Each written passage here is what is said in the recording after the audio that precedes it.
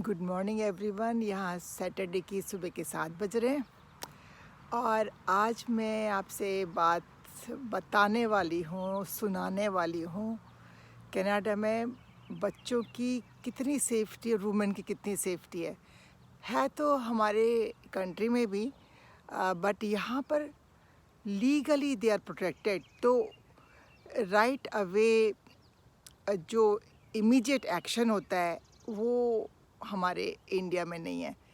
तो उसके बाद मैं बताऊंगी ताकि जो लोग कभी आएँ या ना आए तभी पता रहना चाहिए कि मतलब दुनिया में ऐसी भी कंट्री है जहाँ पे बच्चे ऐसे प्रोटेक्टेड और लॉज भी कि कभी आप विज़िट पर आएँ तो आप वो गलती ना कर दें जो कुछ लोग कर देते हैं और ट्रबल में आ जाते हैं। सो मैं पहले बच्चों की बात करूँगी। तो जैसे होता है ना, हमारे यहाँ बच्चों को डांट दिया और प्यार कर दिया, पुच्ची दे दी छोटे बच्चों को। यहाँ पर ऐसा नहीं है। आप अपने बच्चे के अलावा किसी भी बच्चे को छुएंगे भी नहीं, ऐसे भी नहीं, पैट भी नहीं करेंगे, ऐसे भी नहीं करेंगे। क्योंकि ना वो अगर बच्चे को बुरा लग गया और उसने कह दिया कि वो आंटी ने या वो अंकल ने मेरे को टच किया, वो वर्ड भी ऐसे ऐसे यूज़ करते हैं क्योंकि उनको सिखाया जाता है कि कोई टच करे तो ये ठीक नहीं है। तो वो बोलेंगी और अगर कंप्लेन हो गई तो वो फिर आप प्रूव करते रह जाओ कि वो आपका टच में जो फीलिंग थी वो कौन सी फीलिंग थी। तो एक तो टच की बात है और दूसरा आवाज़ की बात है। जैसे हमारे यहाँ डांट देते हैं तो वो नॉर्मल हमारे कि भी गुस्सा आ गया पेरेंट्स को और बच्चे ने गलती कर दी, डांट दिया। यहाँ पे डांटने की भी वो तरीका है कि आप ऐसे, यहाँ बोलते येल कर दिया। बच्चे जो यहाँ पढ़ रहे होते हैं ना, आपके खुद के बच्चे बोलते you are yelling at me means, तो अपने बाहर के सिस्टम में, स्कूल सिस्टम में वो राइट नहीं है। बच्चे कंप्लेन कर दें कि टीचर ने येल किया हम पे तो ट्रबल। तो मैं थोड़ी सी किस्से दूसरों के सुनाऊंगी, अपने शायद थोड़े सुनाऊं। तो जैसे लोग, क्योंकि मेरे को तो पता था, मैंने यहाँ के डे केयर में भी काम किया है तो रूल्स मेरे को बहुत पता थे जब तक मैंने स्कूल में काम किया। सो मैं उस तरह से ट्रबल में नहीं आई कभी भी, पर थोड़ा सा कॉन्शियस रहती थी हमेशा। अपने हाथ ना बांध के रखती थी, गलती से भी बच्चों को ऐसे न करते हो। जैसे कहते हैं ना बच्चों को आगे बढ़ो लाइन में, अच्छा दूर रहो, तो हाथ लग जाते ना हमारे यहाँ बिल्कुल नहीं। तो प्रैक्टिस करी मैंने कि मैं कभी गलती से भी हाथ ना लगा दूँ उनको। तो वो आपने मुंह से बोलो, आराम से बोलो, लग जाओ नहीं, जो भी अगर वो नहीं करते तो ना करें, बट हम उनको छूकर नहीं कराएं। या जैसे कॉपी छीन ली, पेन छीन लिया या उनके रखा था, या उनको उनकी डेस्क है उधर आप गलती से टकरा गए तो आप सॉरी बोलो, उसने बिलीव कर लिया कि आपने गलती करी थी तो ठीक है, नहीं तो वो कुछ भी बोल सकते हैं। मतलब जो बच्चे, क्योंकि ना बच्चों को भी समझ नहीं होती क्या सही है क्या गलत है, उनको जो सिखाया जाता है कि ये गलत है ये सही है। तो उस उम्र पे, छोटी उम्र की बात कर रही हूँ, ये मैं बात कर रही हूँ तीसरी चौथी क्लास तक की बच्चों की, जिनको समझ नहीं होती है, तो वो ऐसे बोलते थे। बाकी बड़े बच्चे तो जान के करते हैं, अगर किसी से है ना। तो हर जगह होता है ना कि आपकी लिए, आपके फ़ायदे के लिए चीज़ें बनती हैं। क्योंकि कुछ लोग ऐसे भी होते हैं ना खराब, जो अपने बच्चों को ढंग से ट्रीट नहीं करते, टीचर होते जो ढंग से ट्रीट नहीं करते, गलत व्यवहार करते हैं। तो ये उनके लिए रूल बने हैं, पर वही है ना, साथ में हमेशा अच्छे लोगों की भी प्रॉब्लम आती है, पर वो पता लग जाता है क्योंकि पता होता है कि भाई क्या है, कौन बच्चा कैसा है। तो ये तो है टच करने की। कभी भी आप बाहर जाएं तो प्यारा सा क्यूट सा बच्चा लगा, ऐसे न करें सो क्यूट नो, और ऐसे ऐसे नहीं, पुच्ची तो बहुत ही दूर की बात है। तो ये तो ऐसी वाली बात थी। और क्या बताऊँ मैं, हाँ, और अगर एज ए पेरेंट आप बच्चों को यहाँ के हिसाब से ठीक से ट्रीट नहीं करते हो, मारते बहुत हो उनको और वो परेशान रहते हैं, तो फिर कानून बीच में आता है और आपके बच्चे को ले लेगा। और वो फिर जाते हैं पहले थोड़ा टाइम, फॉस्टर होम होते हैं वो पेरेंट, वो ये भी एक वो है कि इसके भी एप्लीकेशंस ही होती है कि कौन ऐसे बच्चों को अपने घर में रख सकता है, उनको फिर पैसे मिलते हैं उनको रखने के। सो वो फॉस्टर होम कहलाते हैं। और ये वाला मैंने वॉलंटियर वर्क किया है, फॉस्टर होम के बच्चों को ड्राइव करी है। तो वॉलंटियर वर्क मीन्स समाज सेवा जैसे बोलती है, फ्री में, जिसमें आप पैसे नहीं लेते। तो मेरा काम ये था कि बड़ी ऑर्गेनाइजेशन के साथ काम किया था मैंने कि बच्चे को, क्योंकि पेरेंट्स में जैसे पेरेंट्स है, मान लो एक फादर जुल्म करता है या कहीं मदर भी ड्रिंक करके जुल्म करती है, तो बच्चे को ले लिया गया है। सीधी सी बात है, मतलब दोनों पेरेंट्स अलग अलग रहते हैं, बच्चे एक पेरेंट के पास रहता है। एक तो ये केस है। तो वहाँ से मैं एक पेरेंट के यहाँ से बच्चे को लेती थी कार में अपने, और उसके बाद एक जगह होती थी कम्युनिटी सेंटर, जहाँ पे मतलब सेफ़ होता है, लोगों के बीच में होते हैं, वहाँ उस बच्चे को लाती थी। वहाँ उसका दूसरा पेरेंट आता था। फिर वहाँ पे 1 घंटे का टाइम, 2 घंटे का टाइम, जितना उनको मिलता था वो रहते थे। मैं उनको छोड़ के चली जाती थी। फिर जो टाइम होता था उस पे आकर उस बच्चे को लेकर फिर उसके घर छोड़ दी थी। तो ये था, वॉलंटियर ड्राइवर्स कहलाते हैं ये वाले। तो ये काम मैं करती थी। तो मेरे को पता है कि क्या होता था। और दूसरा होता है कि भाई दोनों ही पेरेंट्स से बच्चा ले लिया, दोनों इस काबिल नहीं रख सके, फाइनेंशियली नहीं है कि वो बच्चे की देखभाल कर सके, तो फिर वो उनसे ले लेते हैं बच्चे को और फिर वो फॉस्टर होम में जाते हैं जहाँ पर वो लोग केयर करते हैं। तो मैंने ऐसे भी बच्चे की ड्राइव करी है कि उनके घर से लेकर और उनके पेरेंट्स से मिलाना। फिर वो ये पेरेंट्स अपने जॉब करें, अपने आप को दिखाएं, प्रूव करें कि हम अपने बच्चे की टेक केयर कर सकते हैं और हम ऐसे मतलब ख़राब तरह का व्यवहार नहीं करेंगे बच्चे को। तो ये है, एक तो फिज़िकल अब्यूज़ होती है, इमोशनल अब्यूज़ भी होती है, कई तरह की अब्यूज़ होती है। तो हमको सीधा तो अब पता लग गया आज के टाइम में कि भाई मारना ठीक नहीं है।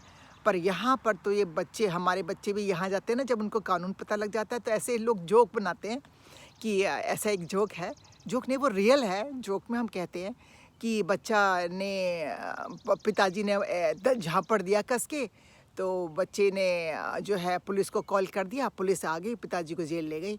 तो 1 नाइट की जेल होती है ऐसे छोटे केसेस में। तो दूसरे दिन आए, पिताजी ने 2 झापड़ दिए, बुला। अब बच्चे को, क्योंकि वो तो उसने कहा 1 दिन के लिए चला गया, फिर चला जाऊँगा। तो यह हमारे कम्युनिटी में ये जोक्स होता है कि बच्चे ऐसा करते हैं तो वो पेरेंट्स भी उनको ना फिर ऐसे डर के नहीं छोड़ते, वो उनको 2 झापड़ लगाते हैं। फिर बच्चे को भी पता होता है कि क्या है, पर जो गलत है ये नहीं करना चाहिए, पर ऐसा होता है कहीं-कहीं, और कहीं-कहीं सुधर जाते हैं पेरेंट्स और मतलब संभल के रहते हैं कि भाई पता है क्या, इसमें गलती पेरेंट्स की भी नहीं है, कहीं कोई ये ट्रेनिंग हुई नहीं है कि भाई बच्चों को अगर गलती करें तो कैसे उनको साथ करें। तो अपने ज़माने से जैसा सीखा होता है, जैसे आपके पेरेंट्स ने और आपके आसपास के लोगों ने किया होता है, आप वैसे पेरेंट्स बन के करना शुरू हो जाते हैं। जब तक कि आपने ऐसी पढ़ाई ना करी और आपको ये नहीं पता हो कि दूसरे रास्ते भी होते, कैसे बोला जाए उनसे, कैसे व्यवहार किया जाए। तो इसका ट्रेनिंग तो होनी चाहिए। मैं तो हमेशा से कहती हूँ शादी से पहले एक इस बात की ट्रेनिंग होनी चाहिए कि बच्चों को कैसे रेज़ करें, कैसे बात करें, और दूसरी हस्बैंड वाइफ के रिलेशनशिप के बीच कि अगर कोई प्रॉब्लम है तो उसको कैसे सॉल्व करना है। ये 2 ट्रेनिंग के बाद ही शादी होनी चाहिए, तब समाज में थोड़ा-सा सुधार होएगा और ट्रबल कम आएगी, क्योंकि ट्रबल तो सबको आती है ना। फिर बच्चे भी परेशान होते हैं, पेरेंट्स भी परेशान होते हैं, और हस्बैंड वाइफ में अगर ऐसा है तो वो भी परेशान होते हैं, सब परेशान होते हैं। तो ये एजुकेशन जो है ना हमारी, खाली ऐसी बस जॉब करने के लिए बनाई गई है, पर हमें समाज में रहने के लिए नहीं है, हम खुद ही सीखते हैं। और लकीली अगर हमारे पेरेंट्स अच्छे हैं, उनको पता है, तो हम उनको देख के सीख लेते हैं, और अगर नहीं है तो फिर हम खुद ही सीख लें, और नहीं तो हमें खुद में भी इतना वो नहीं है अवेयरनेस की गलत है, तो भाई भगवान के मालिक बच्चा। तो ये तो बच्चों की बात थी।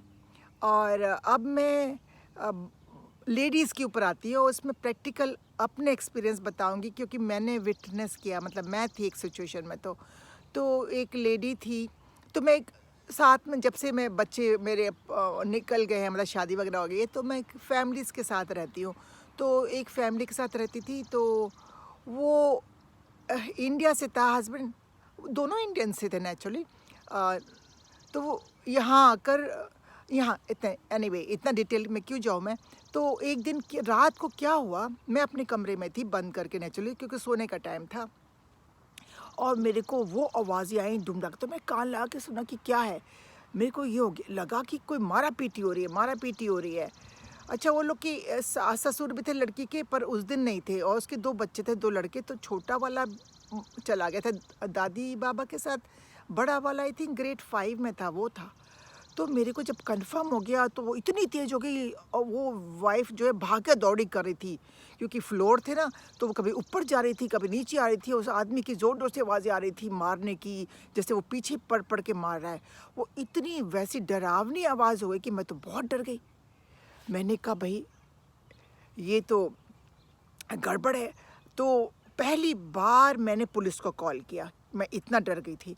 तो मैंने कॉल किया तो नेचुरली फिर उन्होंने मेरे से पूछा क्या हो रहा है? मैंने कहा पता नहीं, मेरे को बहुत डर लग रहा है, मेरे को नहीं मालूम। बोले कि तुम देखो और बताओ हमें, क्योंकि क्या होता है यहाँ पे वो झगड़ा करती है मियाँ बीवी और फिर वाइफ़ नेचुरली नहीं चाहती है ऐसा हस्बैंड चला जाए जेल में, तो वो सहती रहती है और जब पुलिस आती है तो कहते हैं कि नहीं ऐसा कुछ नहीं है, जब तक कि पुलिस को प्रूफ ना दिख जाए। तो वो चाहते थे ना कि थोड़ा अगर ऐसी टेम्परेरी मामला है तो शांत हो जाएगा। तो उन्होंने 20 मिनट वेट किया और 20 मिनट में मेरी जो हालत हो गई मैं बता नहीं सकती, आज तक याद है मेरे को, मेरी ऐसी हालत ख़राब थी। तो फिर मैंने नेचुरली फिर पुलिस ने जब कहा तो मैंने थोड़ा-सा ऐसे खोल के हल्का-सा देखा और फिर उनको आवाज़ तेज़-तेज़ क्लियर आ गई। और वो ऐसे में कहते फ़ोन मत रखो, हमें बताते रहो। तो जैसे ही उन्होंने क्लियर आवाज़ सुनी, धाड़ से आवाज़ आई, पुलिस पुलिस खोलो दरवाज़ा, open the door, open the door, open. Naturally उनको खोलना पड़ा और ये रात के आई थिंक 11-12 तो हो रहे होंगे, मेरे ख्याल से 11 बज रहे होंगे। तो दरवाज़ा खोला और फिर थोड़ी देर में शांति हो गई। तो प फिर नेचुरली नेक्स्ट मॉर्निंग में थोड़ा-सा समझ में आया, ना मैंने पूछा उस औरत से, पर दिख गया यहाँ पूरा ब्लैक हो रहा था उसका, औरत का, बहुत चुप थी। तो पुलिस उसको आदमी को ले गई थी, क्योंकि वो ड्रंक था और भी केसेस हो जाए तो फिर वो लंबी जेल हो जाती है, ऐसे एक नाइट की नहीं होती। तो पुलिस उसको ले गई थी और आई थिंक वो लंबा रहा था, क्योंकि मैं कुछ महीने, अब मैं डर गई। मैंने पुलिस से ये कहा था कहीं ऐसा ना हो कि वो मेरे को भी मारे। और मैं इतनी घबरा गई, मेरा नाम मत बताना ऐसे कहा। आई थिंक उसको बाद में पता लग गया था, उसने कहा तो नहीं कुछ। फिर मैं चली गई थी वहाँ से, उस घर से कुछ महीने बाद। पर कुछ टाइम बाद जब मैं अपनी लेटर्स लेने गई थी तो उसके व्यवहार से लग गया मेरे को आदमी के, ये लोग तो अच्छे थे, औरतें तो अच्छी थी, उन्होंने बिठाया, पानी वानी पिलाया मेरे को और मेरी चिट्ठियाँ वगैरह दी मेरे को। पर वो बोला शरबत वरबत पिलाओ, इनको इनको इनको विदा करो, कुछ ऐसा कहा उसने। मैं समझ गई इसको पता लग गया है कि मैंने शिकायत करी थी। पर वो उसको ना फिर वो कहते हैं ना, जहाँ पे उनको सुधारते हैं वहाँ रहा होगा, ट्रेनिंग करी होगी मियाँ बीबी की। तो यहाँ तो फिर मैं सुनती थी अब बीबी पे प्रेशर, उसकी माँ डांटती थी, तूने कुछ किया होगा तभी उसने ऐसा किया, क्योंकि उसको लगा कि हमारा दामाद ट्रबल, समाज की बात होगी ना फिर। तो उन्होंने फिर ना मैंने ये सुना, क्योंकि मेरे कमरे के बाहर आके बात करी थी अपने इन लॉ से दूर, अपने बेटे को सिखा रही थी, देख कोर्ट में जाना है तो वहाँ ये बोलना, नहीं तो हमको भी आंटी के जैसा रहना पड़ेगा। तो ऐसे करके उसने बच्ची को फिर बता, क्योंकि बच्चे ने भी विटनेस दे दी थी ना, घर में था, बड़ा वाला बच्चा था घर में, तो उसने बता दिया क्या क्या हुआ था, तो प्रूफ था, इसलिए वो लंबा जेल में चला गया था। पर मालूम नहीं कितना टाइम लगा, कितने दिन बाद, बट ये एक केस हुआ जो मेरे को हमेशा से रहा, क्योंकि मेरे को दिखता था ये कुछ चक्कर चलता है, इनका आपस में झगड़ा चलता है, पर मैं कभी बोली नहीं। फिर मेरे को लगा काश मैं उससे पूछ लेती, काश मैं उससे बात करती, काश मैं उसको ऐसा कहती, मैं ऐसे रही। तो अभी क्या हुआ, फिर अभी पिछले साल ही फिर एक जगह ऐसा जाना हुआ मेरे को अंदर से फिर अब रहता है औरतों की ना हेल्प का, सपोर्ट का कुछ है अंदर से, बच्चों की और औरतों की। क्योंकि ना जो जिनके पास पावर कम होती है ना, उनका ही प्रॉब्लम आती है, और यहाँ की गवर्नमेंट ने उनको ही पावर दी है, जिससे थोड़ा सा ठीक तो हो गया है, कुछ घरों में तो नहीं है फॉर सम रीज़न। तो उसमें उस औरत ने बताया कि भाई मेरे फ़ोटो दिखाई कि मेरे हस्बैंड ने ऐसा मारा मेरे को और खून निकल गया, ज़मीन पे भी गिर गया, तो वो जेल में है। और ये नहीं, जेल में तो खैर 1-2 दिन को गया होगा, उसके बाद वो अलग रह रहा था, मतलब पुलिस फिर आने नहीं देती घर में जब तक कि सब चीज़ ठीक ना हो जाए।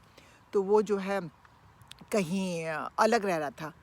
तो उसने कहा मतलब मेरे को पैसे की प्रॉब्लम है, तो मैंने कहा चल इसका भी सहारा हो जाएगा। उसके भी 2 बच्चे थे, ग्रेड 5 में और ग्रेड 9 में। तो और वो रात को जॉब करती थी फैक्ट्री में। तो मेरे को भी रहा चल इसको तसल्ली रहेगी और मेरे को भी थोड़ा वो रहेगा, चलो फैमिली मिल गई। तो वहाँ मैं रही, 3 महीने रही। फिर नेचुरली औरत सोचती है ना कि भाई वापस आ जाए हस्बैंड, गुस्सा ठंडा हो जाता है। उस वक्त तो उसमें डर में पुलिस को कॉल कर दिया था, उसने भी कर दिया होगा, मतलब मेरे पीछे। जब मैं आई हूँ तब तो वो अकेली थी।